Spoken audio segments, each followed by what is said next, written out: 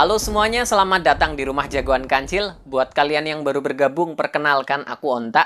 Di channel YouTube ini aku khusus membahas seputar para superhero Indonesia, para jagoan-jagoan Indonesia dari media manapun, baik itu dari komik, dari film, ataupun media-media yang lainnya. Nah, sekarang aku akan membahas tentang komik terbaru dari Bumi Langit yang berjudul Akhir Pencarian Nemo. Komik ini menarik sekali ya. Jadi, pertama-tama aku jelaskan dulu, komik ini berasal dari Jagat Bumi Langit Pusaka, tapi dari lini tribute, seperti itu.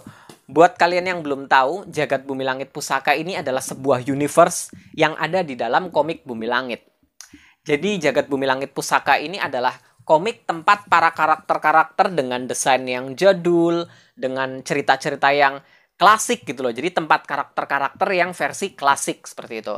Untuk karakter-karakter Bumi Langit yang versi modern dengan desain yang udah dimodernkan, itu ada di Jagat Bumi Langit Revolusi, seperti itu. Jadi ini Jagat Bumi Langit Pusaka ini yang versi klasik.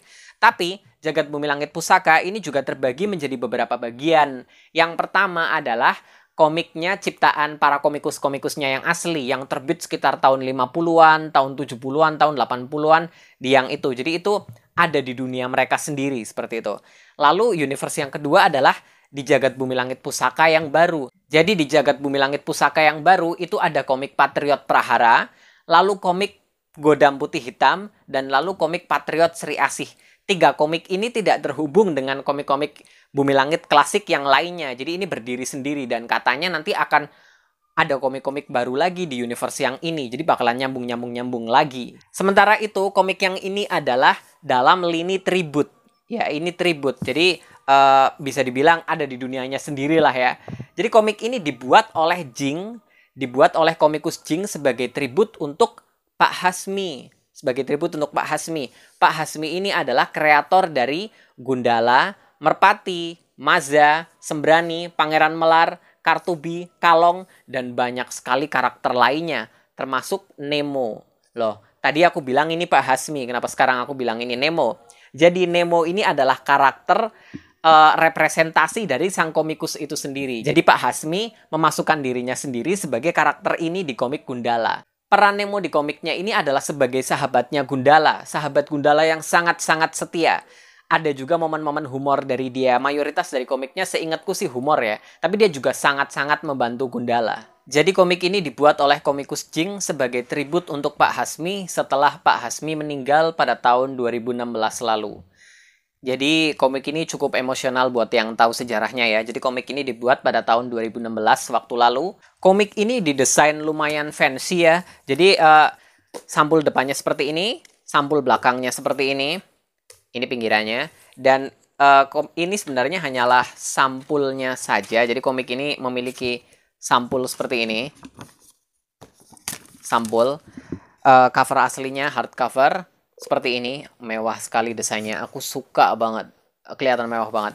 Dan di sini juga ada pembatas bukunya seperti ini. Tapi yang aku mau bahas detail banget di sini adalah isi dari ceritanya, karena isi dari ceritanya ini benar-benar menarik banget dan aku kira bakalan panjang banget. So, aku mulai dari mana ya? Komik ini benar-benar merupakan tribut yang sangat indah untuk Pak Hasmi dan juga buat fans actually. Karena ini ngerasa kayak berasa seperti komik yang untukku pribadi loh ya, untukku pribadi. Selain terasa seperti tribut, komik ini juga terasa seperti komik untuk fans. Jadi komik ini memberikan semua hal yang diinginkan oleh fans. Jadi semua hal yang kita mau ada di sini. Jadi komik ini bercerita di dunia modern. Pada saat itu, entah kenapa, semua superhero menghilang dari permukaan bumi sejak puluhan tahun yang lalu. Jadi Nemo, sidekicknya Gundala yang kubahas tadi, representasi dari Pak Hasmi itu sendiri, Nemo bingung para superhero ini ada di mana. Selama kurang lebih 40 tahun mereka menghilang dan tidak ada jejaknya sama sekali. Sampai akhirnya Nemo menemukan sebuah koordinat dari Aquanus, lalu diikuti dan akhirnya dia sampai ke sebuah pesawat luar angkasa yang terbengkalai. Di situ dia melihat Gundala sedang tertidur di dalam peti tabung box atau apalah itu teknologi alien ya. Dan di situ Gundalanya tidak menua, dia terlihat sama persis seperti 40 tahun yang lalu. Dan saat Gundala dibangunkan, Gundala menjelaskan kalau semua superhero ada di sini. Kami menghilang dalam sebuah misi dan tertidur dalam waktu yang cukup lama. Dan saat Nemo menjelaskan kalau mereka sudah tertidur selama 40 tahun, mereka semuanya syok. Jadi bayangkan aja, para jagoan-jagoan klasik tertidur selama puluhan tahun dan bangun di dunia modern. Hal ini secara tidak langsung menjelaskan kenapa selama puluhan tahun, gaung superhero di Indonesia tiba-tiba menghilang, sekaligus memberikan harapan kalau ini adalah saatnya bagi mereka untuk bangun kembali dan berjaya kembali. Komik ini keren banget, ada begitu banyak jagoan bumi langit yang berkumpul di satu tempat mengerjakan misi yang sama, dan beberapa di antara mereka adalah para jagoan-jagoan underrated yang jarang sekali dibahas di masa kini. Kalian mau lihat aksi dari Dahana, aksi Kapten Herman, aksi Sri Dewi? BTW Sri Dewi ini beda sama Sri Asih ya, mereka dua karakter yang berbeda. Ada banyak sekali momen-momen bagus di sini. Beberapa pertempuran besar, peperangan besar yang melibatkan seluruh jagoan sekaligus, petualangan melintasi galaksi dan mengalahkan penjahat antariksa. Salah satu hal yang sangat menarik dan tidak disangka-sangka adalah kerjasama yang terjadi di antara para superhero dengan para supervillain. Gazul, Pengkor, dan Wakia Testu mau ikut bergabung melindungi bumi karena toh itu tempat tinggal mereka juga kan. Kalau terancam mereka bakalan iya kan.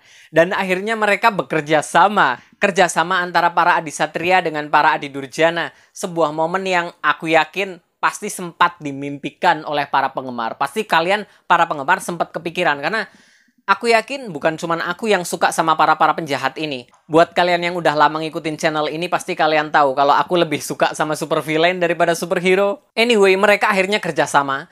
Gundala mengakui kejeniusan Gazul. Para superhero sepakat untuk mengangkat Gazul sebagai ahli strategi sekaligus komandan tempur dalam pasukan ini. Ini keren banget. You know what? Ada satu adegan di mana Gundala memberikan komando untuk para superhero kan. Dan dia bilang sama Sri Asih, Sri Asih, kau yang pertama. Sebuah Easter egg yang mengakui kalau Sri Asih memang adalah superhero Indonesia yang pertama. This is so good. Hal menarik lainnya adalah, jujur yang paling aku suka dari sini adalah interaksi dari para jagoannya itu sendiri. Ada beberapa humor khas Cergam, dan aku bilang khas Cergam loh ya, bukan humor bapak-bapak, bukan joke bapak-bapak. Karena no, bukan. Ini lebih ke humor khas Cergam. Dan lebih lucunya lagi, karena aku kenal dengan para superhero-superhero ini gitu loh. Jadi interaksi humor di antara mereka malah makin bikin jadi tambah lucu. Kayak Sri Asih yang hilang fokus dan gampang baperan di panel ini. Atau Kapten Halilintar yang bahkan di saat kritis pun selalu siap buat modus sama pacarnya Virgo. Cartoby yang selalu konyol dan genit sama para jagoan cewek meski nggak ada yang gubris sih. Ini salah satu hal yang dilupakan sama para penggemar zaman sekarang. Cartoby ini konyol. Jadi makanya tiap kali ada yang bilang sama aku fan casting buat Deddy Corbuzier jadi Jin Cartoby, itu aku agak dilema. Karena dalam segi look, cocok banget men. Tapi then again dari segi karakter, Cartoby ini konyol, Deddy Corbuzier, kok rasanya karakter lain yang cukup stand out. Oh, Pangeran Melar dan Kapten Herman memiliki porsi yang sangat besar di sini. Jadi buat kalian yang merasa kurang akrab dengan mereka, kalian bisa mengakrabkan diri dengan Pangeran Melar dan Kapten Herman melalui komik ini. Aku pengen banget bahas detail, tapi aku nggak mau spoiler. Karena pengalaman baca kalian pasti rusak toh kalau aku spoiler. Tapi kalau boleh jujur, aku agak sedikit berharap untuk beberapa karakter mendapatkan porsi yang lebih. Karena aku pengen sedikit lebih mengenali tentang Sri Dewi, tentang Untara, Herbintang, dan yang lain-lainnya. Tapi overall komik ini bagus, semua karakter memiliki peran dan mayoritas dari mereka benar-benar bersinar. Ceritanya menarik, plot twistnya dapet, unsur nostalgianya apalagi dapet banget. Komikusnya, Jing, bisa sukses membangkitkan kembali nuansa Cergam klasik. Ini benar-benar kerasa kayak baca Cergam superhero klasik, hebat banget. Buat kalian yang pengen baca komik ini, kalian bisa cek di toko-toko online, kayak Shopee, Tokopedia, atau mungkin juga Bukalapak dan Lazada. Oke, video kali ini cukup sampai di sini dulu. Buat kalian yang suka dengan konten seputar para superhero Indonesia seperti ini, silakan klik subscribe ke channelku. Jangan lupa juga cek video-videoku yang lainnya. Ada banyak sekali video-video lainnya seputar para superhero-superhero Indonesia. Jangan lupa juga cek sosial mediaku, @jagoan.kancil di Instagram dan @jagoankancil di TikTok. Karena aku juga bahas banyak sekali hal di sana ya. Sampai jumpa di video-videoku yang berikutnya. Bye-bye.